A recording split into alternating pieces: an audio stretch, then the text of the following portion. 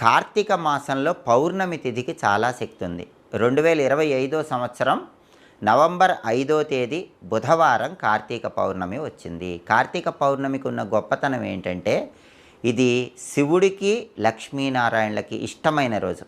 అందరూ కార్తీక పౌర్ణమి అంటే శివుడికి ఇష్టమైన రోజు అనుకుంటారు, కానీ కార్తీక పౌర్ణమి లక్ష్మీనారాయణలకు కూడా ఇష్టమైన రోజు. దానికి కారణం ఏంటంటే, కార్తీక పౌర్ణమి రోజు సరిగ్గా ఉదయం 10 గంటలకి వైకుంఠంలో ఉన్న లక్ష్మీనారాయణలు భూలోకానికి వచ్చి భూలోకంలో వాళ్ళ శక్తిని ప్రతి రావి చెట్టు మీద ఉంచుతారు. అది కార్తీక పౌర్ణమికి ఉన్న ప్రత్యేకత. అందుకే ఎవరైనా సరే కార్తీక పౌర్ణమి రోజు సరిగ్గా ఉదయం 10 గంటలకి మీకు దగ్గరలో ఎక్కడ రావి చెట్టు ఉంటే ఆ రావి చెట్టు దగ్గరికి వెళ్ళిపోండి.